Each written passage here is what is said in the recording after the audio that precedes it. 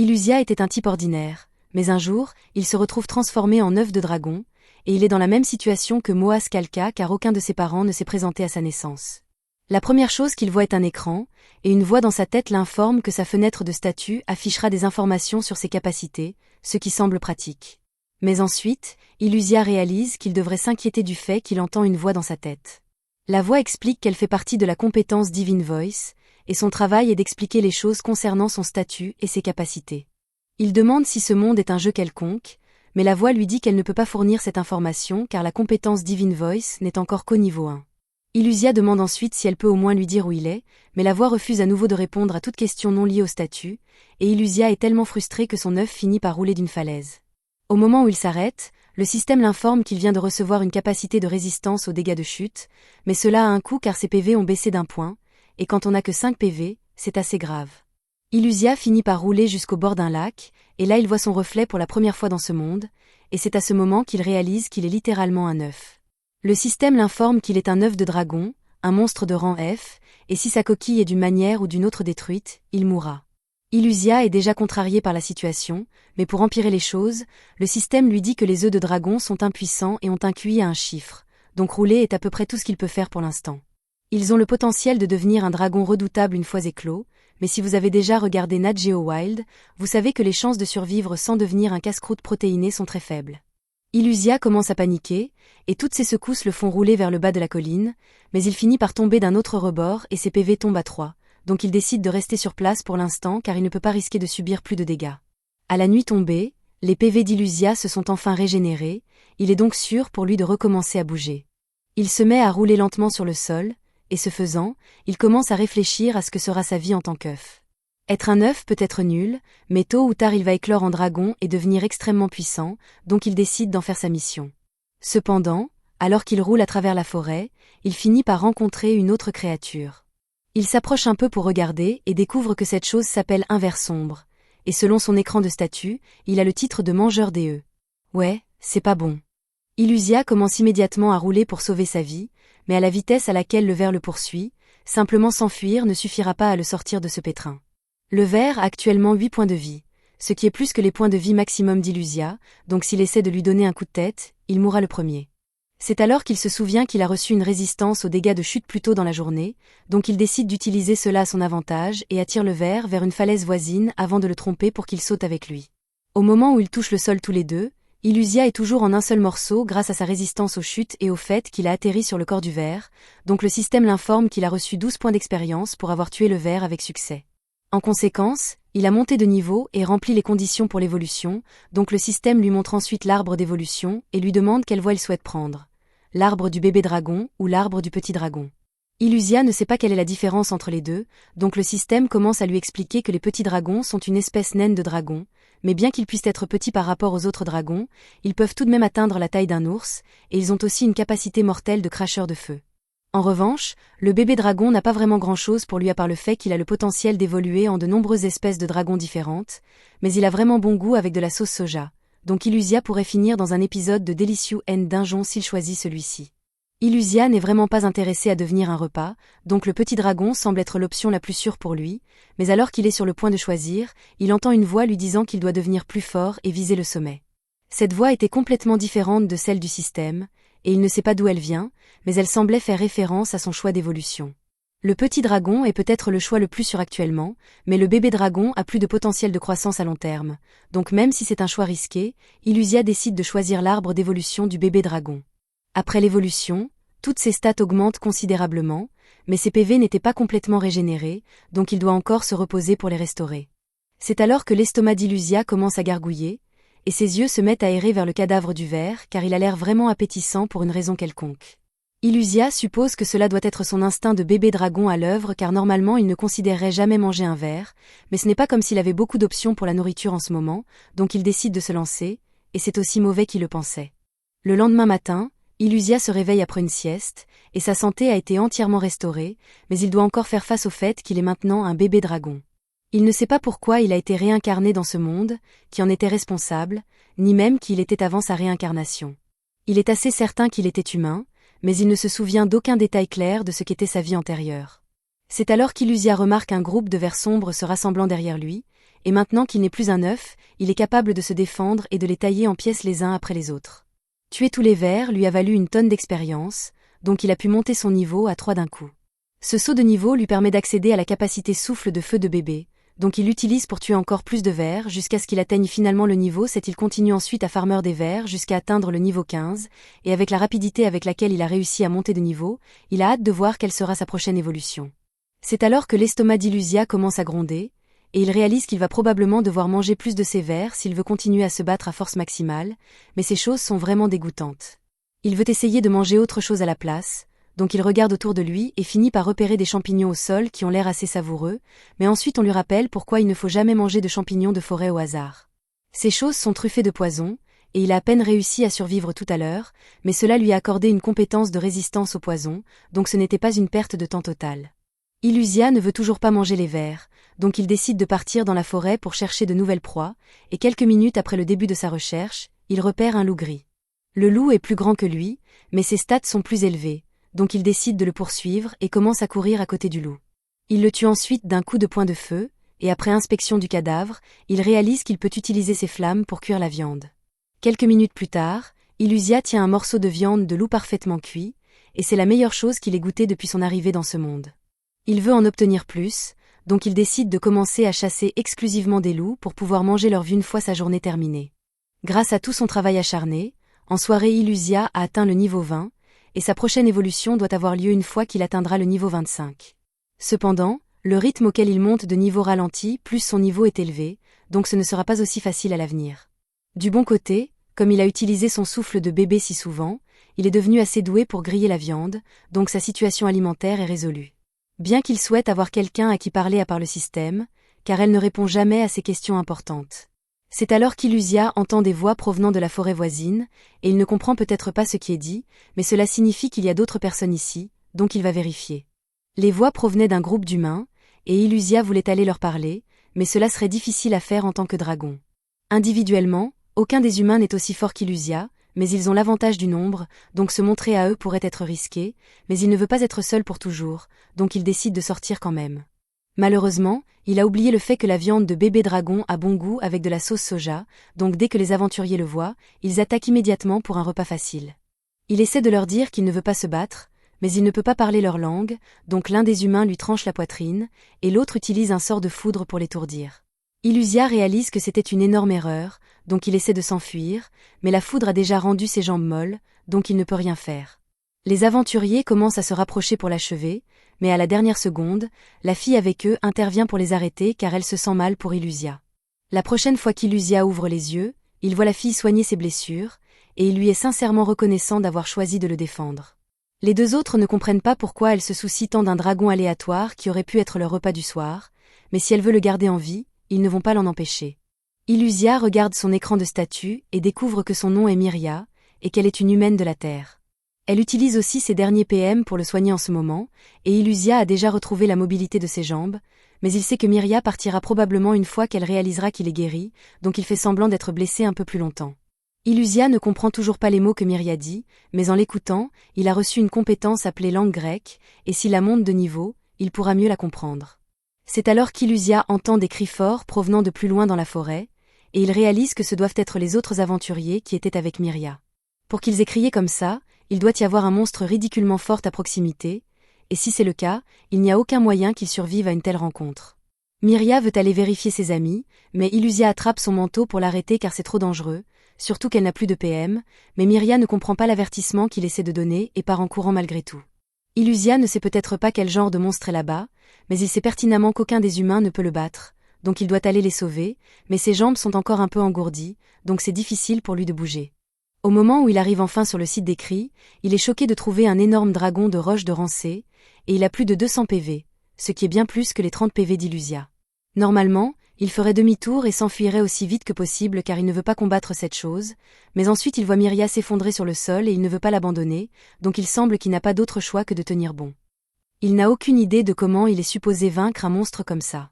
Juste à ce moment, la voix dans la tête d'Illusia se met à lui crier de fuir s'il veut vivre, et Illusia sait que la voix divine a raison, mais il ne peut pas simplement laisser Myria mourir après qu'elle lui ait sauvé la vie il y a quelques minutes, donc même si cela met sa vie en danger, il doit faire quelque chose.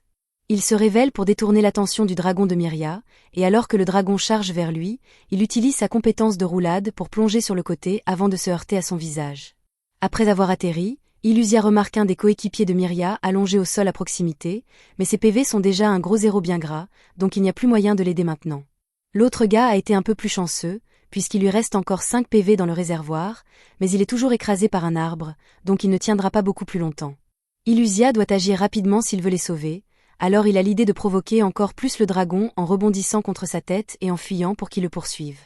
De cette façon, il devrait pouvoir éloigner le dragon des gens et ensuite faire le tour pour les secourir. Cependant, le dragon n'est pas aussi crédule qu'Illusia le pensait, car au lieu de simplement le poursuivre à travers la forêt, il utilise une de ses compétences pour détruire le sol devant Illusia et l'envoyer s'écraser au sol. Le dragon se jette alors sur lui, alors Illusia décide de riposter et lance un coup de poing de feu droit dans sa bouche. Il est vraiment fier de lui parce que cette attaque a en effet infligé des dégâts significatifs au dragon, mais quelques instants plus tard, à l'horreur d'Illusia, la barre de santé du dragon se remplit à nouveau jusqu'en autant dit qu'il se régénère. Il n'y a absolument aucun moyen qu'il puisse vaincre cette chose dans son état actuel, donc il doit s'échapper pendant que le dragon est encore distrait par sa régénération. Cependant, il n'est pas capable de porter les deux personnes en même temps, alors il prend la décision difficile de sauver Myria et de laisser l'autre gars derrière, sachant parfaitement bien qu'il va devenir de la nourriture pour dragon tôt ou tard. Il parvient à emmener Myria à une bonne distance, mais ses PV continuent de diminuer à cause de toute sa perte de sang, donc elle ne survivra pas très longtemps dans cet état. Illusia aimerait pouvoir utiliser de la magie de soin pour l'aider, mais il n'a aucune compétence de cette nature, ni de diplôme médical, donc sa meilleure chance est de l'emmener dans une colonie humaine pour qu'il puisse la soigner là-bas. Il sent l'odeur des humains provenant de cette direction, alors il attrape Myria et commence à la porter jusqu'ici, mais en chemin, il sent quelque chose de très inquiétant. C'est l'odeur de dizaines de loups gris qui se rapprochent de lui, et ils sont probablement après le corps de Myria. Il est finalement encerclé sans aucun endroit où fuir, donc il est obligé de poser Myria et d'affronter les loups. Peu après, Myria reprend brièvement conscience et aperçoit Illusia se battant pour la protéger, mais elle est encore trop faible pour bouger, donc elle s'évanouit à nouveau peu après. Tard dans la nuit, Illusia porte toujours Myria et son corps est sur le point de lâcher, mais ses efforts ont finalement porté leurs fruits car il est enfin arrivé au village humain. Il se met à crier pour que quelqu'un vienne sauver Myria, mais il est toujours un dragon, donc tout ce que les gens entendent, c'est un monstre qui rugit tard dans la nuit, et quand ils sortent vérifier ce qui se passe, ils trouvent le monstre portant le corps inconscient de Myria. Ils supposent immédiatement qu'Illusia est une menace et l'attaque, et peu importe ses tentatives d'explication, ils ne comprennent pas un mot de ce qu'il dit, donc cela ne sert à rien. Il finit par réaliser qu'il ne peut rien faire pour convaincre les humains qu'il n'est pas une menace, alors il se contente de déposer Myria et court retourner dans la forêt pour éviter de causer plus de troubles. Quelque temps plus tard, Myria se réveille dans son lit et trouve Marielle assise à côté d'elle. Elle explique que Myria était gravement blessée, donc elle a dû utiliser beaucoup de magie blanche pour la soigner. Elle informe Myria qu'elle était inconsciente pendant environ 2 jours, et Myria ne se souvient pas de grand-chose de l'incident, donc elle suppose que quelqu'un a dû la ramener au village. Marielle poursuit en parlant de l'imprudence qu'elle a eue d'aller errer dans la forêt avec seulement Dose et Gans, et en parlant de ces deux-là, Myria demande ce qui leur est arrivé, mais Marielle n'a pas de bonnes nouvelles à partager. Après avoir trouvé Myria, ils sont partis à la recherche des autres et ont découvert le corps sans vie de Gans dans la forêt. Quant à Dose, ils n'ont jamais retrouvé son corps, mais ils ont trouvé une grande tache de sang sur le sol près d'un arbre, donc on peut supposer qu'il a pu être mangé par un monstre là-bas. Myria fond en larmes en réalisant que ses amis sont partis, et elle s'en veut de ne pas avoir empêché Dose de partir en expédition. Marielle essaie de la réconforter en lui disant que Dose a toujours été un fou impulsif qui ne pouvait pas écouter les avertissements, mais Myria lui dit qu'elle a tort. Dose était peut-être téméraire, mais c'était un bon gars, et il était toujours le premier à combattre les monstres qui menaçaient le village, donc les enfants l'adoraient. Cependant, il accordait un peu trop de valeur à sa fierté de guerrier, car une nuit au bar, un type quelconque lui a dit qu'il ne pourrait pas vaincre un dragon de roche quoi qu'il fasse, et il a malheureusement pris cela personnellement, parce que le lendemain, il a décidé qu'il allait sortir et vaincre le dragon de roche avec Gans. Myria a essayé de lui dire que c'était une mauvaise idée, mais il était déjà bien décidé dans son plan, donc elle a fini par les accompagner parce qu'elle voulait s'assurer qu'il reviendrait vivant, mais cela n'a pas si bien fonctionné. Marielle dit que c'est l'orgueil de Dose lui-même qui l'a tué, donc Myria doit s'assurer de ne jamais faire la même erreur. Mais à part cela, elle dit à Myria qu'elle a fait du bon travail pour revenir ici par elle-même malgré la gravité de ses blessures. Myria est surprise d'entendre Marielle dire qu'elle est revenue par elle-même, car elle est sûre d'avoir été inconsciente tout le temps. Marielle ne sait pas de quoi elle parle, car elle pensait que Myria avait marché jusqu'au village, moment où elle a été vue en train d'être attaquée par un bébé dragon. Mais Myria explique qu'elle a été assommée par le dragon de roche au plus profond de la forêt, donc il est impossible qu'elle soit revenue par elle-même. Elle commence à se demander si elle ne se trompe pas dans l'enchaînement des événements, mais juste à ce moment, elle se rappelle avoir vu Illusia combattre les loups, et elle pense que c'est peut-être lui qui l'a sauvée. Mais elle n'a aucun moyen de le savoir, puisque personne n'a bien vu le monstre avant qu'il ne retourne dans les bois. Pendant ce temps, Illusia vient de se réveiller d'une sieste, et il semble que toutes ses blessures soient enfin guéries. Il savait déjà que se reposer l'aiderait à récupérer, mais il trouve fou qu'il puisse guérir de presque n'importe quoi juste en faisant une sieste. S'il était rené en tant qu'humain, cela lui prendrait probablement beaucoup plus de temps pour guérir, mais en parlant de guérison, il se demande si Myria va bien maintenant. Il ne peut pas vraiment aller au village vérifier, puisque les villageois l'attaqueraient à vue, donc il n'a aucun moyen de savoir si elle a survécu ou non. Il avait pensé qu'il était plus fort simplement parce qu'il avait gagné des niveaux, mais en réalité, il est toujours aussi puissant que lorsqu'il était un œuf. S'il avait été plus fort, les choses auraient peut-être tourné différemment face au dragon, et il aurait peut-être pu sauver l'autre gars aussi, mais il ne sert à rien de ressasser le passé maintenant, donc il doit simplement se concentrer sur le fait de devenir plus fort à partir de maintenant. Plus tard dans la journée, Illusia traque une colonie de vers noirs et se prépare à les utiliser comme ferme à XP personnel. Il commence un génocide complet sur toute la colonie de vers noirs, et quand il a terminé, pas un seul ver n'est laissé en vie, et il est officiellement monté au niveau 25, ce qui signifie qu'il peut enfin évoluer à nouveau. Il va immédiatement s'asseoir au bord du lac pour se mettre à l'aise et demande au système de commencer le processus d'évolution. On lui demande alors de choisir entre 5 choix d'évolution différents. Ce sont tous des variations de petits dragons, et puis il y a le dragon de la peste, mais Illusia ne veut pas vraiment utiliser celui-là. Il n'avait aucune idée de la différence entre eux, alors il demande un peu d'aide au système, et celui-ci commence à expliquer ce que signifient les différences de titres. Avec les petits dragons, ils deviennent forts très rapidement, mais ils ont un plafond de niveau plus bas, donc ils n'ont pas beaucoup de potentiel de croissance dans leurs dernières années. Quant aux dragons enfants, ce sont essentiellement des versions plus avancées des bébés dragons, mais ils conservent le haut potentiel de croissance des bébés dragons. Tandis que les mini-dragons sont en quelque sorte entre les deux, avec moins d'évolution potentielle, mais un arbre d'évolution stable. D'après l'explication qu'il vient d'obtenir, Illusia pense qu'il devrait opter pour une des variantes de dragon enfant, mais avant de faire son choix, il demande une description détaillée de ce que chacun peut faire. Le système explique que les dragons nombreux sont une espèce au développement individuel lent et au choix d'évolution limité, mais aux bonnes perspectives d'avenir. Cela semble bien, mais Illusia n'est pas fan du tout développement précoce lent. Ensuite, il y a le mini-dragon ange, et c'est essentiellement un esprit protecteur qui jure de vivre pour le bien des autres. Il peut utiliser une magie de soin puissante, et cela semble attrayant pour Illusia, puisqu'il se souvient comment Myria utilisait sa magie de soin, et cela serait utile d'en avoir, mais le mini-dragon ange a aussi un potentiel de combat extrêmement limité, donc il ne serait pas très utile dans un combat, et il a besoin de quelque chose qui puisse survivre dans cette forêt hostile. L'option suivante est le dragon enfant, et le système l'informe que c'est à peu près la même chose que sa forme de bébé dragon, mais avec toutes ses statistiques grandement augmentées. De même avec le dragon marbré enfant, mais la principale différence là est qu'il possède une mutation qui lui donne un motif à poids et une haute affinité avec la magie. Illusia penche pour le dragon marbré enfant sur ce coup, puisque l'idée d'une magie puissante lui semble vraiment bonne, mais ensuite le système poursuit en expliquant les détails concernant le jeune dragon de la peste. C'est le premier stade d'un dragon maléfique qui répand le désastre, mais Illusia arrête le système là parce qu'il ne veut pas du tout être un dragon maléfique. Les gens sont déjà assez méfiants autour de lui comme ça, donc s'il devient quelque chose avec « répandre le désastre » dans sa description, il ne se fera jamais d'amis. Mais juste à ce moment, le système mentionne que le dragon de la peste possède la capacité de se transformer en humain, et entendre cela le fait immédiatement reconsidérer son choix. S'il peut prendre une forme humaine, alors il pourra enfin parler à d'autres personnes et se faire des amis, et même si cela signifie qu'il doit devenir un dragon maléfique, cela pourrait en valoir la peine. Il a l'impression qu'il va regretter ça plus tard, mais il n'aura jamais l'occasion de passer du temps avec Myria à moins de débloquer une transformation humaine, et être un dragon de la peste ne signifie pas nécessairement qu'il doit aller répandre des épidémies, alors il promet d'être un bon et honnête dragon de la peste. Illusia entame alors le processus d'évolution, mais il commence à le regretter un peu car il a l'air plutôt effrayant maintenant.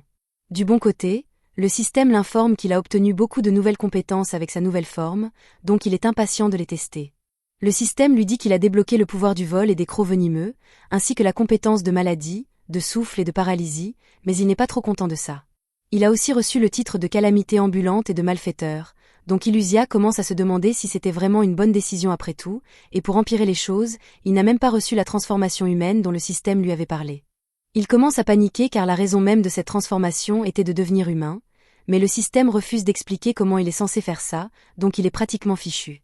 Il se couche près du lac dans le désespoir pendant un moment, mais il n'y a pas d'intérêt à rester fâché éternellement face à la situation, donc il décide de tirer le meilleur parti de ce qu'il a et commence à vérifier ses compétences. Il est aussi curieux de savoir d'où vient la voix divine du système, mais le système refuse de répondre à ce genre de questions, donc il change de sujet et demande à propos d'une de ses compétences appelée puissance des écailles de dragon. Le système explique qu'en battant des ailes, Illusia peut créer un miasme mortel qui affectera négativement tout ce qui se trouve dans la zone, et au niveau maximum, ce serait assez puissant pour anéantir une nation entière. Illusia n'aime vraiment pas ce que cela implique, donc il décide de tester un peu ce pouvoir, et effectivement, dès qu'il ouvre ses ailes, une fleur à proximité fane instantanément. Il est furieux car cette compétence fait de lui une arme biologique ambulante, et aucun humain ne voudra s'approcher de lui comme ça. Le système explique ensuite la deuxième compétence d'Illusia, le souffle de maladie, et c'est essentiellement ce à quoi on s'attend. Être touché par ce souffle vous donnera une maladie aléatoire, allant d'un simple rhume au cancer, donc il est capable d'anéantir des civilisations entières. Cela ne va vraiment pas aider l'objectif d'Illusia de devenir un gentil, mais il reste au moins un peu d'espoir car il a obtenu un titre appelé le tout petit héros lorsqu'il a sauvé Myria. Le système explique que ce titre est obtenu en faisant preuve d'un courage et d'une gentillesse modeste envers autrui et qu'un jour, il pourrait mener au statut complet de héros, qui s'accompagne d'un important bonus de dégâts. Il espère que s'il fait monter ce titre de niveau, il pourra éviter de devenir un dragon maléfique, mais il a d'autres titres à gérer. Le titre de malfaiteur est obtenu en laissant une montagne de cadavres sur son passage, ce qu'Illusia mérite un peu après ce qu'il a fait à ses loups. Ce titre augmente légèrement les dégâts des attaques de l'attribut ténèbres, mais il rend aussi l'apprentissage des sorts de guérison plus difficile, et Illusia pique une crise en entendant ça car il voulait vraiment apprendre un peu de magie de guérison. Pendant ce temps, dans le village humain, Myria aide actuellement Mariel à effectuer la maintenance des barrières placées tout autour du village. Ces barrières diffusent essentiellement un message qui pousse inconsciemment les monstres à rester à l'écart de cette zone, mais ce n'est pas parfait puisque tout monstre ayant une volonté particulièrement forte pourrait les traverser s'il avait un objectif en tête. Myria demande à Mariel si cela signifie que le monstre dont ils ont parlé est venu ici intentionnellement, mais elle n'a aucun moyen de le savoir puisqu'elle n'était pas là à ce moment-là. Myria se souvient encore qu'Illusia l'a défendue, donc elle ne peut pas se débarrasser de l'impression qu'il essaie d'aider, mais elle n'est toujours pas sûre. Mariel veut vérifier toutes les barrières autour du village pour s'assurer qu'il n'y a rien d'anormal, mais Myria ne peut pas sortir Illusia de sa tête, donc elle demande à Mariel s'il est possible qu'un monstre veuille sauver un humain. Mariel commence à s'inquiéter que Myria développe peut-être des tendances furie vu à quel point elle parle de monstres maintenant, mais elle le nie et dit qu'elle est juste curieuse et qu'elle voulait en savoir plus sur les monstres. Mariel ne voit aucun mal à expliquer les choses, donc elle informe Myria que les monstres sont capables d'évoluer vers différentes formes après avoir atteint un certain niveau. Ils peuvent monter de niveau en chassant d'autres monstres, et ils deviennent de plus en plus puissants à chaque évolution. Myria est fascinée par l'histoire, mais elle se demande comment les gens du passé ont réussi à comprendre le fonctionnement des évolutions des monstres. Mariel explique que de temps en temps, il y a des personnes spéciales qui peuvent entendre quelque chose appelé la voix divine. Cette voix fournit des informations sur les monstres, les niveaux et les titres tels que héros et saints. C'est grâce à la voix divine que l'humanité en sait autant sur le processus d'évolution, et même si le monstre a vraiment sauvé Myria, Mariel est certaine que la prochaine fois qu'elle le verra, il aura évolué en une forme plus terrifiante et féroce, prêt à la tuer à vue. Myria ne pense pas que ce soit vrai, mais Mariel lui dit que les monstres agissent généralement par instinct seul, donc ils feront n'importe quoi pour gagner en puissance, et cela les rend incompatibles en tant que compagnons. Pendant ce temps, dans la forêt, Illusia a finalement accepté sa nouvelle forme de dragon de la peste, et il prévoit de faire monter le niveau de ses traits de héros pour ne pas finir par devenir un roi démon à un moment donné. Il veut aussi apprendre les conditions nécessaires pour cette transformation humaine afin de pouvoir enfin aller dans ce village humain et voir Myria, et la première étape de ce plan est de monter de niveau, donc il commence à chercher des monstres faibles à proximité qu'il peut farmer. Cependant, alors qu'il marche dans la forêt, il commence lentement à réaliser que quelque chose ralentit ses mouvements. Il lève alors les yeux et trouve une toile d'araignée géante juste au-dessus de sa tête, et un moment plus tard, l'araignée descend pour l'attaquer. L'araignée est en fait assez forte, donc il n'est pas sûr de pouvoir la battre, mais quand l'araignée essaie de le frapper avec une de ses toiles, il utilise son souffle de feu pour se défendre, et c'était apparemment très efficace. Il est un peu plus confiant dans ses chances de gagner, maintenant qu'il sait que l'araignée est faible au feu, mais elle a encore beaucoup de points de vie à épuiser, donc il va devoir essayer autre chose. Il lacère l'araignée avec ses griffes et utilise en même temps sa capacité de paralysie, mais même après l'avoir attaquée pendant un moment, l'araignée n'a perdu que la moitié de sa santé et elle est furieuse. À ce rythme, Illusia ne pourra pas la battre dans son état actuel, donc il décide de prendre la fuite, mais l'araignée commence à le poursuivre. Il essaie de s'échapper en utilisant sa compétence de vol, mais pour une raison quelconque, ça ne fonctionne pas, donc il est coincé au sol pour l'instant. 10 minutes plus tard, L'araignée le poursuit toujours, et elle doit vraiment être déterminée à éliminer Illusia car elle n'a même pas ralenti une seule seconde. Comme Illusia a beaucoup roulé, sa compétence de roulade passe du niveau 2 au niveau 3, et cela signifie qu'il peut aller beaucoup plus vite, distançant l'araignée, mais cela lui vaut aussi le titre de coureur poule mouillée. Illusia accepte d'être traité de lâche si cela signifie qu'il vit pour combattre un autre jour, mais il réalise soudainement qu'il se dirige tout droit vers une falaise massive et une chute pareille signifie une mort certaine pour lui. Il envisage de tourner à droite, mais alors l'araignée continuerait à le poursuivre, donc sa meilleure chance est d'atteindre l'autre côté du ravin. Il ne comprend toujours pas comment sa compétence de vol est censée fonctionner, mais tant qu'il peut gagner suffisamment de hauteur avec son saut, il peut chevaucher les courants d'air avec ses ailes et planer jusqu'à la sécurité. Cependant, alors qu'Illusia pensait qu'il était enfin en sécurité, il regarde en arrière et découvre que l'araignée a construit un pont de toile pour traverser le ravin, donc elle est toujours sur ses talons. Alors qu'Illusia continue de courir, sa compétence de roulade passe au niveau 4, et c'est bien, mais ça n'aide pas vraiment sa situation actuelle. En chemin, Illusia tombe sur un loup gris, et comme il va trop vite pour s'arrêter, il finit par le renverser, gagnant ainsi quelques points d'expertise supplémentaires et faisant passer son niveau de dragon de la peste de 1 à 3. La même chose continue d'arriver avec des monstres partout dans la forêt, et chaque fois qu'Illusia les renverse, son niveau augmente, donc avant longtemps, il a atteint le niveau 8. Avec l'augmentation de ses stats, Illusia pense qu'il pourrait peut-être battre l'araignée maintenant, donc il arrête de courir et se prépare au combat. Il n'est toujours pas sur des compétences qu'elle a, donc il demande au système de faire un scan rapide, et c'est à peu près ce à quoi on s'attend d'une araignée. Toile de soie, paralysie, venin, et quelque chose appelé double poison. Illusia n'est pas sûr de ce que le double poison est censé faire, mais il ne pense pas que ce sera un problème. Il est confiant que s'il peut s'approcher suffisamment, il peut éliminer l'araignée avec un autre souffle de feu. Cependant, il aurait probablement dû être plus prudent dans son approche car l'araignée active sa capacité de double poison, libérant un nuage de gaz toxique. Illusia peut encore bouger puisqu'il a une petite résistance au poison, mais l'araignée ne le sait pas, donc elle reste là à s'attendre à ce qu'Illusia finisse par s'évanouir à cause du poison. Illusia décide d'en profiter et fait semblant que le poison agit sur lui juste pour attirer l'araignée, et dès qu'elle est assez proche, il la frappe avec un énorme souffle de feu, la réduisant en cendres. Suite à sa victoire, le niveau d'Illusia monte jusqu'à 14, mais il n'a toujours pas accès à la transformation humaine, et il ne sait pas ce qu'il est censé faire. Après s'être plaint pendant un moment, Illusia tue un loup pour le dîner de ce soir et se prépare à trouver un arbre pour passer la nuit, mais c'est alors qu'il remarque une ouverture de grotte à proximité. La grotte semble vide, donc il pense que ce sera parfait comme nouvelle base, et il emménage immédiatement. À la nuit tombée, il prépare la viande de loup et commence à la rôtir sur un feu, mais il se souvient qu'il a trouvé quelques herbes dans la forêt plus tôt aujourd'hui, donc il les ajoute à la viande, et elles ont étonnamment un goût très proche du poivre. Il adore car c'est sa première vraie épice depuis qu'il est arrivé dans ce monde, et il finit par obtenir le titre de Monsieur Chef en conséquence. Il commence à se demander s'il peut séduire les gens avec ses compétences culinaires, mais il sait que ça ne marcherait jamais. Après tout, qui ferait confiance à de la nourriture servie par un dragon de la peste? Sa meilleure chance de gagner leur confiance aurait été lorsqu'il était encore un bébé dragon mignon, mais avec son apparence actuelle, il doute que Myria le reconnaisse même. En parlant de Myria, nous la retrouvons dans un bar du village, et elle vient d'entendre une rumeur selon laquelle Dose a été repéré quelque part dans la forêt. Le vieil homme dit qu'il était en train de pêcher quand il a vu Dose marcher à proximité, mais il avait l'air un peu comme un zombie et il ne répondait pas à sa voix, donc l'homme a fait la chose intelligente et s'est tenu à l'écart au lieu d'enquêter. Myria se fige en entendant cela car même si cela semble suspect, elle se sent toujours partiellement responsable de ne pas avoir pu sauver Dose et Gans, donc elle veut aller vérifier. Marielle refuse immédiatement car elle sait à quel point des situations comme celle-ci peuvent mal tourner, mais elle voit que Myria est vraiment perturbée par cela, donc elle accepte de contacter la guilde des aventuriers et de leur demander d'envoyer des aventuriers vérifier pour eux. Le lendemain matin dans la forêt, Illusia se réveille tôt et se prépare pour une autre journée de farming agressif d'XP, mais soudain, il repère une flaque d'eau qui bouge sur le sol. Il suppose que ce doit être un monstre faible, donc il essaie de scanner ses stats, mais quand il le fait, le système commence à bugger car son niveau n'est pas assez élevé pour comprendre les capacités de cette chose. Le Slim tente d'attaquer Illusia, mais il parvient à s'enfuir à la dernière seconde. Après avoir pris une bonne distance, il fait enfin une pause, et il n'a toujours aucune idée de ce qu'était cette chose, mais il ne faut pas être un génie pour comprendre qu'il ne devrait probablement pas s'en mêler s'il tient à la vie. Il décide de chercher une proie dans une autre section de la forêt pour aujourd'hui, et alors qu'il erre, il finit par tomber sur un petit pot à côté d'un arbre. Il pense que c'est une belle trouvaille puisqu'il pourrait l'utiliser pour stocker des fruits pour plus tard, mais dès qu'il touche le pot, celui-ci prend vie et l'attaque.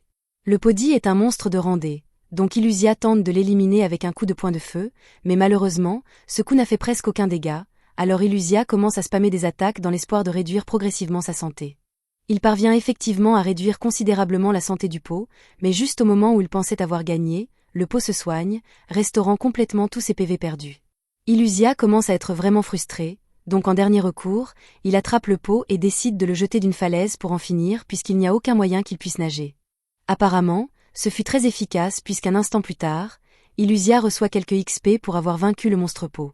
Malheureusement, il semble que les autres pots dans la région n'aient pas apprécié la façon dont Illusia a traité leurs camarades il y a un instant, donc ils se combinent tous pour former la fusion la plus pitoyable qu'Illusia ait jamais vue. Les pots semblent penser qu'ils se rendent plus intimidants en faisant cela, mais en réalité, ils ne font que faciliter la tâche d'Illusia pour les briser, donc il profite de l'opportunité, et quelques instants plus tard, il a gagné plus de 500 points d'expérience et atteint le niveau 30. Ses statistiques ont également augmenté considérablement, mais malheureusement, il n'a obtenu aucun pot utilisable après toute cette épreuve car les pots se sont tous brisés au moment où il les a vaincus. Il aimerait vraiment trouver quelque chose pour stocker tous ses fruits et légumes tôt ou tard, et juste au moment où il y pense, il entend par hasard quelque chose passer. Le système l'informe que la créature qu'il observe est un ours d'argile. Il est de rang D, tout comme Illusia, donc il pense avoir une chance décente de le battre, et plus important encore, s'il est vraiment entièrement fait d'argile, alors après l'avoir vaincu, il pourra utiliser l'argile restante pour se faire un pot. Il pourrait même être capable de créer des meubles pour sa petite grotte, donc c'est une opportunité qu'il ne peut pas laisser passer. Il commence à se faufiler le long de l'ours en cachant sa présence, et une fois qu'il a pris l'avantage du terrain élevé, il abandonne complètement son avantage furtif en criant lorsqu'il saute pour attaquer l'ours. L'ours entend tous les cris et se retourne pour comprendre ce que c'est, moment où il aperçoit Illusia se dirigeant droit sur lui, mais au lieu de paniquer, il ouvre simplement une bouche géante sur son ventre, et Illusia panique au moment où il voit cela. Il sait que le monstre est fait d'argile, mais s'il s'appelle un ours d'argile, il devrait au moins ressembler un peu plus à un ours. L'ours se rue sur Illusia, donc il commence à s'enfuir tout en tirant des coups sur lui, et étonnamment, il parvient à infliger pas mal de dégâts à l'ours, mais malheureusement, l'ours a une capacité spéciale pour gérer ce genre de situation, donc l'instant suivant, il guérit complètement toutes ses blessures. C'est vraiment mauvais pour Illusia car si cette chose peut régénérer, cela signifie qu'il doit l'éliminer en un seul coup, mais à son niveau actuel, il n'a aucune attaque suffisamment puissante pour éliminer cette chose en un coup. Le meilleur auquel il peut penser est de soulever l'ours et de le lâcher comme il a fait avec les pots, mais il n'y a aucun moyen qu'il puisse porter quelque chose d'aussi gros que ça, donc il décide de maintenir sa stratégie de frapper et courir et espère juste que l'ours finisse par manquer de mana pour se régénérer. Cependant, juste au moment où le plan d'Illusia se déroulait sans accroc, soudain, l'ours forme une tornade autour de lui, et au moment où la poussière se dissipe, il a pris une nouvelle forme avec des pics sur tout le corps. Illusia ne trouve pas cela juste car comment est-il supposé frapper l'ours avec ses attaques en roulé-boulé, maintenant qu'il a des épines ? Il ne pourra plus drainer lentement les PV de l'ours, mais du bon côté, il semble que la transformation ait drainé beaucoup de son mana, donc il ne pourra plus se soigner aussi souvent qu'avant. L'ours casse une de ses pointes et la lance sur Illusia, qu'il parvient à esquiver à temps, mais ensuite il remarque que la pointe a commencé à perdre sa forme une fois qu'elle n'était plus connectée à l'ours d'argile, et cela lui donne une idée. Il court vers l'ours, et au moment opportun, il arrache l'un des bras de l'ours et commence à le modeler en une petite boule. Il saute ensuite en l'air avec cette boule et se prépare à frapper l'ours avec autant de force qu'il peut rassembler, le détruisant complètement en une seule fois. En conséquence, il reçoit une tonne de points d'expérience et monte au niveau 33 en un rien de temps. Il débloque également une nouvelle compétence appelée casse-noisette, ce qui ne lui semble pas très cool, mais c'est exact, et pour couronner le tout, il a enfin l'argile dont il a besoin, donc il est prêt à rentrer chez lui et à commencer à fabriquer des choses. Avant longtemps, il a fini de former son premier bol en argile, donc il crée un four de fortune et le met là-dedans pour le cuire un petit moment. En attendant, il prévoit d'aller chercher de la nourriture, donc il sort dans la forêt et commence à chercher des plantes. Il trouve quelques champignons près des arbres, et le système l'informe que ces choses sont des champignons foudroyants. Ils ne sont pas capables de porter des fruits et ont tendance à aspirer les nutriments des plantes voisines, mais ces nutriments volés les rendent très délicieux. Cela dit, ils ont un léger effet de paralysie, donc il doit faire attention à cela. Illusia sait qu'il n'a pas de résistance à la paralysie, donc il décide de passer son tour pour ses champignons cette fois-ci. Il continue à chercher de bonnes plantes à manger, et il finit par tomber sur une plante rose intéressante, mais il s'avère que c'est une fleur carnivore, donc il la coupe en un instant. Le système l'informe que la fleur carnivore est une plante rare qui peut manger des animaux. Cependant, elle peut digérer le sel, donc la majeure partie est stockée dans le sac blanc à la base de la plante. C'est une très bonne nouvelle pour Illusia car cela signifie qu'il peut enfin utiliser du sel dans sa préparation de repas, même si la source de sel peut être un peu dégoûtante.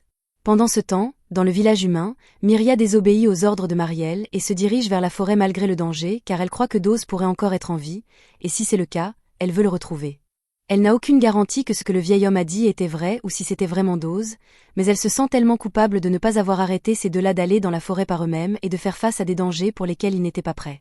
C'est exactement pourquoi elle a décidé d'aller dans la forêt par elle-même, où elle affrontera probablement des dangers pour lesquels elle n'est pas prête, mais qu'est-ce qui pourrait arriver de pire? De retour du côté d'Illusia, ils trouvent un autre groupe de champignons, et ceux-ci apparemment peuvent marcher et attaquer une fois qu'ils atteignent leur pleine maturité, mais jusque-là, ce ne sont qu'un tas de champignons ordinaires poussant hors du sol, et cela les rend parfaits pour son dîner. Ils repèrent également un autre groupe de champignons à proximité, et ceux-ci apparemment ont une valeur de rang A. Le système l'informe qu'ils sont incroyablement précieux, donc s'ils sont cultivés correctement, ils peuvent rapporter une fortune, et Illusia est excitée d'entendre tout cela, mais quand il demande au système de lui dire ce que les champignons font réellement, le système explique que les champignons sont utilisés pour fabriquer des drogues, et Illusia les brûle immédiatement tous jusqu'au sol parce qu'il n'essaie pas de devenir un dealer de drogue. Pendant que cela se passe, Miria continue de se frayer un chemin dans la forêt, et elle est obligée de se cacher de toutes sortes de monstres parce qu'elle n'a aucun moyen de les combattre seule, pourtant elle continue d'avancer. Quant à Illusia, il est toujours en train de chercher de la nourriture, et il tombe par hasard sur des bailles poussant le long d'un arbre. Les baies sont une épice de rang B très recherchée parmi la noblesse, et elle vaut tellement que c'est essentiellement le safran de ce monde. Illusia n'avait aucune idée que les fruits de cette forêt pouvaient être si précieux, mais comme il a un approvisionnement régulier, il est impatient de rentrer chez lui et de les essayer avec le dîner ce soir. Miria est toujours sur son chemin dans la forêt, et elle commence à avoir des doutes à ce sujet car aller plus loin dans la forêt serait un peu trop dangereux. Après tout, on ne sait jamais quel genre de monstre terrifiant peut se tapir au fond de ces bois, attendant de la dévorer. Pendant ce temps, le monstre terrifiant en question est occupé à s'extasier sur son énorme butin de bail. Miria décide qu'il pourrait être plus sûr de jeter un coup d'œil à la périphérie de la forêt avant de risquer sa vie en allant trop profondément, ce qui est probablement une bonne idée.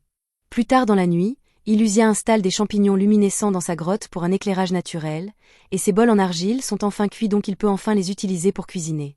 Il ramasse tous les ingrédients qu'il a récoltés tout au long de la journée et les jette dans le pot pour se faire un ragoût, et il est vraiment content d'avoir trouvé ce sel plus tôt car cela rend la nourriture tellement meilleure. C'est le premier vrai repas qu'il ait eu depuis son arrivée dans ce monde, et bien que ses compétences culinaires aient peut-être encore besoin de travail, c'est la première fois depuis un moment qu'il a l'impression d'être une personne normale. Il lui reste encore beaucoup d'argile, donc il prévoit de faire quelques tasses aussi, et peut-être même de décorer un peu l'intérieur de la grotte. Le lendemain matin, nous voyons une calèche traverser la région avec 2 passagers, et il s'avère que ce sont les aventuriers envoyés par la guilde pour enquêter sur l'activité monstre étrange qui a lieu récemment dans cette forêt. Plus tard dans la journée, Illusia retourne dans sa grotte après une chasse réussie, et nous voyons qu'il a été assez occupé avec son artisanat puisque sa pièce est maintenant remplie de toutes sortes de poteries. Il a également commencé à dépecer des loups et à collecter leur peau pour pouvoir faire de vêtements plus tard. Il s'est maintenant assez habitué à vivre dans ce monde, et il a même commencé à conserver de la nourriture pour ne pas avoir à s'inquiéter de chasser tous les jours. Malheureusement, il n'a pas encore compris comment empêcher les créatures aléatoires de tout manger en son absence, mais il a une idée maintenant. Il prévoit de faire un lot spécial de jerky chargé avec chaque plante vénéneuse qu'il peut trouver, pour que tous ces singes y réfléchissent à 2 fois la prochaine fois qu'ils toucheront sa nourriture.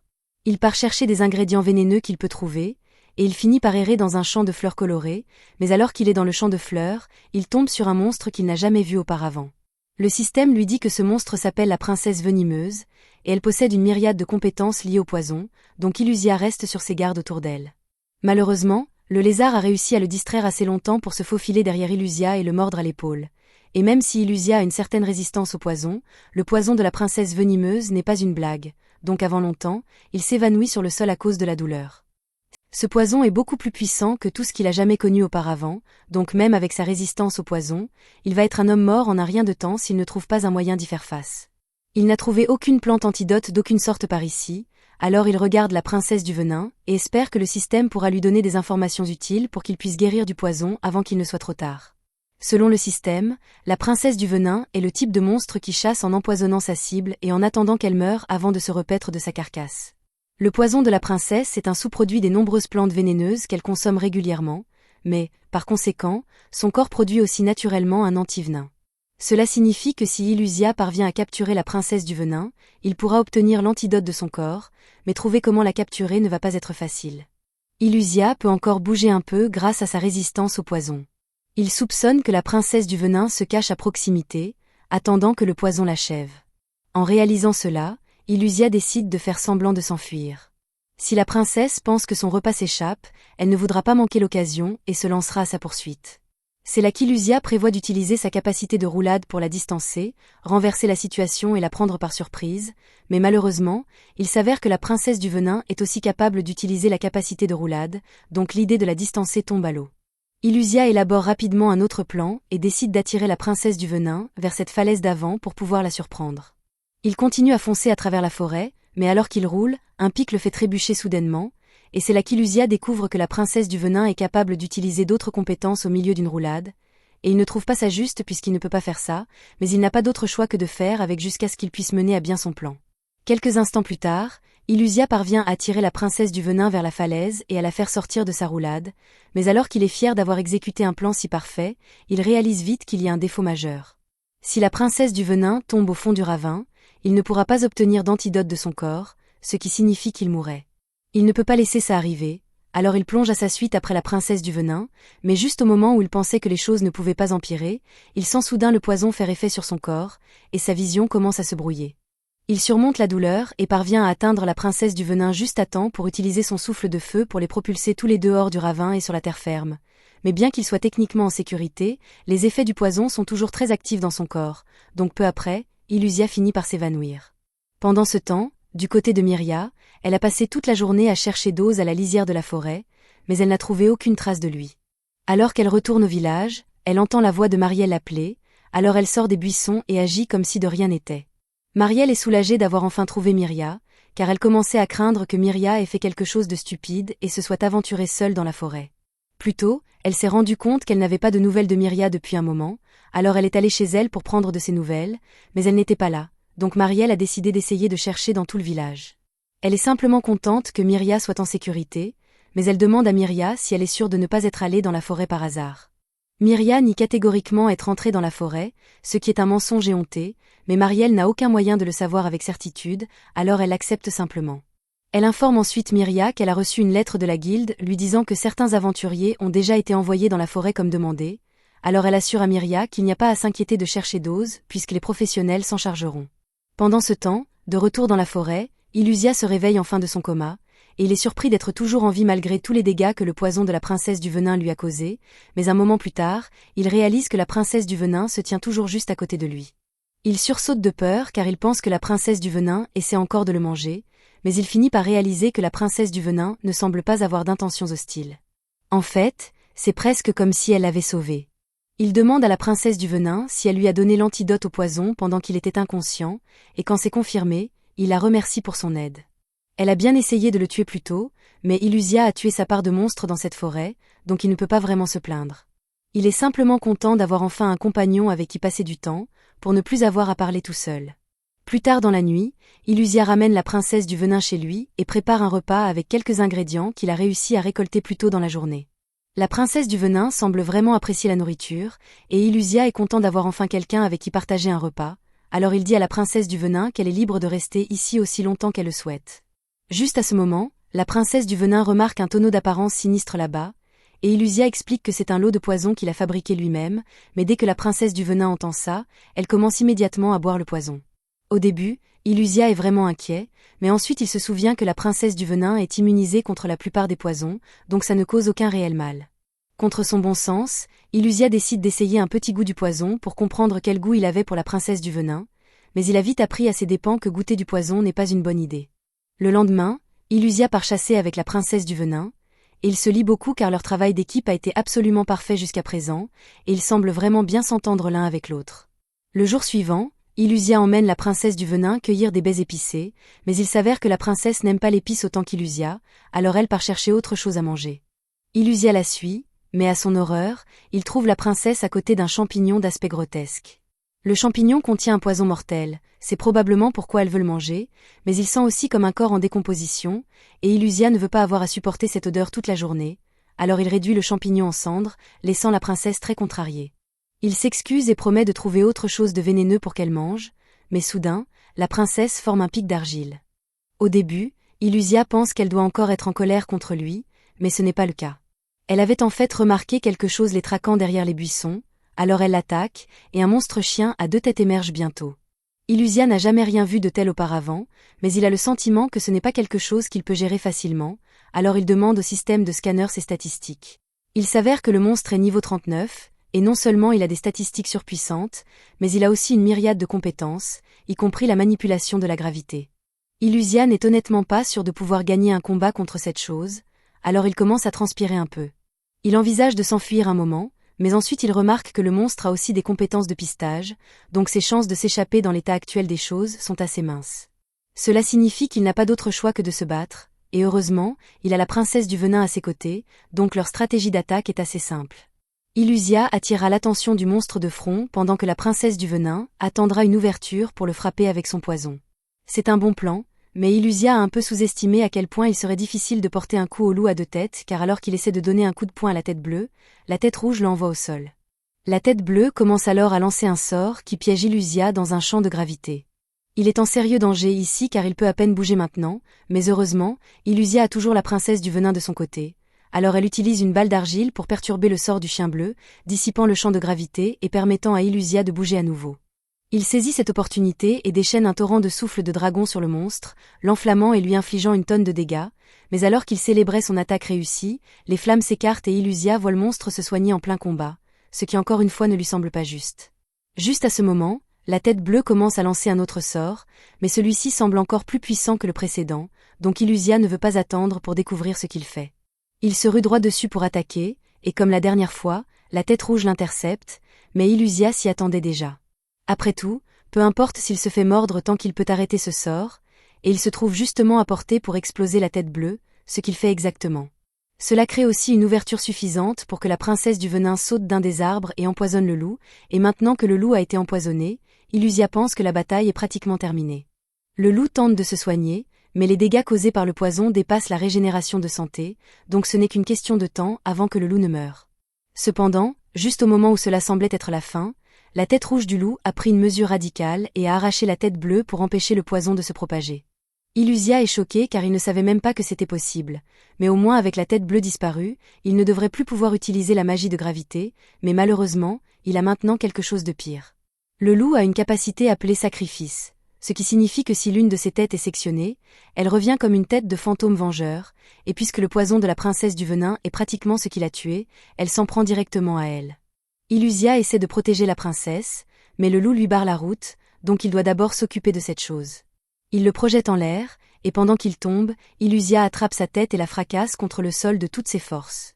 Il se précipite ensuite pour trouver la princesse du venin, et prie pour qu'elle soit encore en vie car elle est la première et la seule amie qu'il ait réussi à se faire depuis son arrivée dans ce monde, donc il ne sait pas ce qu'il fera si quelque chose de mal lui arrive. Il finit par tomber sur une flaque de sang sur le sol, et son cœur se serre en réalisant que le sang appartient à la princesse du venin. Il se met à l'appeler en espérant qu'elle soit encore à proximité, et juste au moment où il était sur le point de perdre espoir, il l'entend répondre de sous quelques buissons à proximité. Elle est gravement blessée mais toujours en vie, et c'est tout ce qui compte pour lui maintenant. Juste à ce moment, la tête de loup arrive en volant au coin pour tenter d'achever la princesse du venin, mais Illusia ne laissera absolument pas ça arriver sous sa garde. Alors il frappe la tête jusqu'à ce qu'elle soit réduite à un tas sanglant, puis il prend la princesse du venin dans sa main pour la ramener chez lui. Il est tellement soulagé d'avoir réussi à la sauver à temps, et il se dit qu'aussi longtemps qu'il l'aura à ses côtés, alors il ne se soucie plus de cette transformation humaine, mais juste à ce moment, le système l'informe qu'il a assez monté de niveau pour débloquer sa transformation humaine, et honnêtement, Illusia ne s'attendait pas à ça. Pendant ce temps, de retour au village humain, Marielle montre à Myria un vieux livre sur les monstres car elle s'y étant intéressée récemment. Le livre contient des infos sur toutes sortes de créatures qui rôdent dans la forêt, des vers sombres, qui sont des monstres de rang F si faibles que même une soigneuse comme Myria pourrait les éliminer sans problème, mais quand on passe aux monstres de rang D, ils deviennent beaucoup plus dangereux.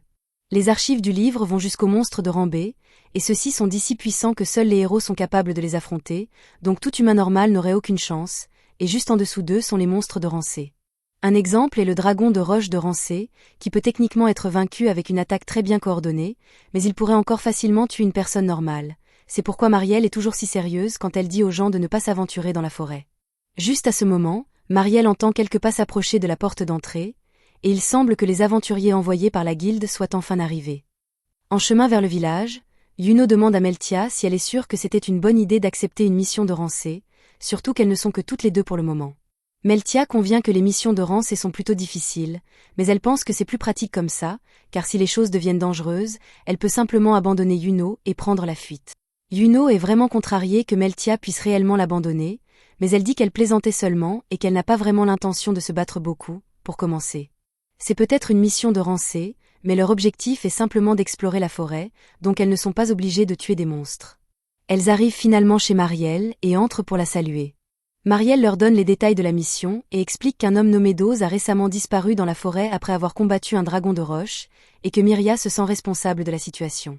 Marielle soupire donc qu'elle s'est faufilée dans la forêt pour le chercher, croyant qu'il est toujours vivant. Pour mettre un terme à cela avant que Myria ne finisse par se blesser, Marielle veut que Meltia et Yuno aillent dans la forêt chercher des preuves de la mort de Dose. Idéalement, ce serait mieux si elle trouvait son corps, mais dans le pire des cas, elle pourrait simplement explorer la forêt pendant quelques jours et revenir en rapportant qu'elles n'ont trouvé aucune preuve que Dose était vivant. Pendant ce temps, dans la forêt, Illusia enveloppe Princesse dans un tas d'herbes pour aider ses blessures à guérir rapidement, et pendant qu'elle se repose, il décide de sortir car il est impatient d'essayer enfin sa compétence de transformation humaine. Il trouve tout de même un peu ironique d'avoir obtenu cette capacité au moment même où il a décidé qu'il n'en avait pas besoin, mais il ne va pas refuser l'opportunité d'interagir avec des humains. Bien qu'il soit un peu inquiet de pouvoir se transformer en jolie fille, car c'est généralement comme ça que les transformations se terminent, mais il avisera le moment venu. Il active la capacité de transformation humaine, mais alors que son corps se transforme, au lieu d'obtenir un véritable corps humain, il obtient simplement un corps de dragon légèrement plus grand et à l'allure extrêmement grossière. En plus d'être laid, cette forme réduit de moitié sa puissance d'attaque et ses PV, tout en consommant simultanément ses PM pour maintenir la forme. C'est complètement inutile, du point de vue d'Illusia, et il a l'impression d'avoir été arnaqué par le système une fois de plus, alors il retourne à sa forme de dragon complète et reste là, allongé, vaincu. Pendant ce temps, ailleurs dans la forêt, Meltia et Yuno viennent toutes deux de réussir à vaincre un monstre araignée ensemble, mais cela leur a pris beaucoup d'énergie, et elles commencent à manquer de force. Elles continuent de chercher dans la forêt, mais il fait maintenant assez sombre, et les monstres dans la zone deviennent plus forts à mesure qu'elles s'enfoncent. Yuno doute sérieusement qu'un humain puisse survivre ici dans des conditions pareilles, donc elle pense qu'il est inutile de continuer à chercher Dose. Mais un instant plus tard, elle tombe sur la caverne d'Illusia, et, quelle que soit la façon dont elle regarde les statues à l'extérieur de la grotte, elles semblent avoir été fabriquées par des humains. Yuno suggère qu'elles pourraient avoir été faites par des adeptes de dragons, mais Meltia ne pense pas que les habitants du village aient ce genre de religion, donc il se passe définitivement quelque chose ici. Juste à ce moment, Yuno sent une bonne odeur près de l'entrée, et après avoir regardé autour d'elle un instant, elle aperçoit la viande qu'Illusia avait accrochée à l'arbre. Cela amène Meltia à croire qu'il doit y avoir un humain dans les parages, alors elle décide d'enquêter dans la grotte pour trouver d'autres anomalies. En entrant dans la caverne, les soupçons de Meltia se confirment lorsqu'elle trouve toutes sortes de lumières, de fourrures et de fruits entreposés dans la pièce. Yuno remarque qu'un pot en particulier contient un fruit connu sous le nom d'or rouge, car il est si précieux que la plupart des gens ne le voient jamais en personne. Yuno est tentée d'en prendre pour elle-même, mais Meltia l'en empêche, car cela pourrait leur attirer des ennuis. Quelqu'un vit clairement ici, et pour autant qu'elle sache, cet endroit pourrait être une cachette de voleurs, donc Meltia préfère ne pas se mêler à des affaires louches. C'est alors que Princesse se réveille de sa sieste et se montre immédiatement hostile envers les deux humaines inconnues qui sont entrées chez Illusia. Elle s'apprête à les attaquer, mais à la dernière seconde, elle s'arrête et se retourne pour quitter la grotte. Meltia et Yuno n'ont aucune idée de la raison pour laquelle la princesse venimeuse a décidé de les laisser tranquilles, mais elles sont toutes deux soulagées car une seule morsure de cette chose aurait été une condamnation à mort instantanée pour elles. Meltia suggère qu'elle devrait sortir de la grotte avant que la princesse ne décide de revenir. Mais à son insu, à l'extérieur de la grotte, Illusia fait actuellement les 100 pas, se demandant comment gérer cette première interaction avec des humains. Il les a vus entrer dans la grotte il y a quelques minutes, alors il a envoyé un message à Princesse pour s'assurer qu'elle ne leur fasse pas de mal. D'après ce qu'il a vu, l'une ressemble à une chevalière, tandis que l'autre est une demi-humaine de type chien, et il espère qu'elles sont impressionnées par la façon dont il a décoré son intérieur afin d'avoir quelque chose à dire. Cependant, un instant plus tard, il se souvient qu'il est toujours un dragon et qu'elles seront probablement terrifiées dès qu'elles le verront, le prenant pour un monstre venu les attaquer. Il a donc une idée et décide d'utiliser la transformation humaine. Après tout, puisque les demi-humains existent dans ce monde, il est possible qu'elle l'accepte comme une espèce de personne lézard très laid. Il finit par activer la transformation et s'approche des filles, mais immédiatement après les avoir saluées, Yuno et Meltia sont absolument terrifiées. Yuno le renverse avec son maillet, et Meltia le frappe avec une compétence d'épée. Illusia est toujours en grande partie indemne car il est un peu plus fort qu'elles deux, et dès que Meltia réalise qu'elles n'ont aucune chance contre lui, elle dit à Yuno qu'elles doivent prendre la fuite, laissant Illusia découragée suite à sa tentative ratée de socialisation. Quelques minutes plus tard, Meltia et Yuno s'arrêtent enfin de courir, et elles sont soulagées qu'Illusia ne les poursuive pas, mais elles ne savent pas trop quoi faire maintenant. Yuno suggère qu'elles devraient retourner au village et signaler ce qui s'est passé, Mais Meltia ne pense pas que ce soit une bonne idée car si elles rentrent maintenant, elles n'auront pratiquement rien à signaler en lien avec leur mission. Donc pour l'instant, elles décident d'appeler les membres restants du groupe à l'aide, car elles auront besoin de plus de main-d'œuvre si elles veulent s'enfoncer plus profondément dans la forêt. Le lendemain matin, Illusia se réveille après une bonne nuit de sommeil et prend un peu de la viande qu'il avait accrochée aux arbres pour le petit déjeuner. Il est encore un peu contrarié par ce qui s'est passé hier, mais il sait exactement comment se remonter le moral. Il se souvient comment ces stupides singes de la forêt n'arrêtaient pas de voler toute sa viande, alors il va voir Princesse et lui demande une petite faveur. Il dit qu'il veut qu'elle empoisonne un lot de la viande qu'il prépare pour que, quand ces singes essaieront de la voler, ils finissent morts. Princesse est un peu surprise par la demande d'Illusia, mais elle accepte de le faire quand même, et quelques instants plus tard, un lot de poison incolore et inodore est produit. Illusia est impressionnée car, s'il ne le savait pas, il aurait cru que c'était un bol d'eau, et Princesse est vraiment fière d'elle-même. Ensuite, Illusia arrose un tas de viande avec le poison et les suspend avant d'attendre que les singes mordent à l'hameçon, et rapidement, ils tombent dans le piège. L'un des singes s'est déjà évanoui à cause du poison et se tord de douleur sur le sol, tandis que les 3 autres ont l'air vraiment perplexes. Illusia profite alors de l'occasion pour bondir et renverser les autres singes au sol en représailles pour toutes les fois où ils ont volé sa viande. Cependant, les singes refusent de se laisser faire sans combattre, alors ils encerclent tous Illusia et se préparent à lancer une attaque coordonnée pour le submerger. Mais malheureusement pour eux, Illusia n'était pas seule. En travaillant ensemble avec Princesse, ils réussissent facilement à terrasser les singes une fois de plus. Mais Illusia aurait probablement dû les achever quand il en avait l'occasion, car l'un des singes se remet sur ses pattes et commence à émettre un sifflement strident, l'équivalent de Megumi appelant Big Raga à l'aide. Un instant plus tard, Illusia sent quelque chose de gros arriver vers lui, et avant qu'il ne s'en rende compte, le singe alpha a fait son apparition, bien décidé à défendre sa bande. Illusia est un peu intimidé car il ne s'attendait pas à déclencher un combat de boss comme ça, mais il n'y a pas d'échappatoire, alors il décide de jeter un œil aux statistiques du singe pour voir à quoi il a affaire. Les statistiques du singe alpha sont pour la plupart comparables aux siennes, mais il y a un avantage clé. L'alpha possède plusieurs compétences qui renforcent ses disciples, et cela signifie que le reste des singes sont devenus de sérieuses menaces maintenant. Les singes sont beaucoup plus rapides et plus forts qu'avant, et même avec l'aide de Princesse, le combat n'est toujours pas en leur faveur. En fait, elle est attrapée et presque projetée contre un arbre à un moment donné, mais il réussit à la sauver à la dernière seconde. Illusia commence sérieusement à s'inquiéter que Princesse puisse finir par se blesser comme la dernière fois, donc il doit trouver un moyen de mettre fin à cela sans perte. Il supplie le système de lui donner des informations sur l'alpha, et on l'informe que l'alpha est une version évoluée des singes orang-outans et qu'il est devenu le chef du clan en vainquant l'ancien chef du clan au combat.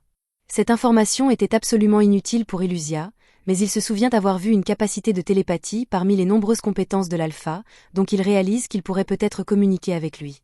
Mais d'abord, il a besoin d'une monnaie d'échange, alors il attrape le singe qui avait été empoisonné plus tôt et approche ses griffes de son cou. L'alpha voit cela et arrête ses subordonnés d'attaquer afin de pouvoir activer sa compétence de télépathie et demander à Illusia ce qu'il fait.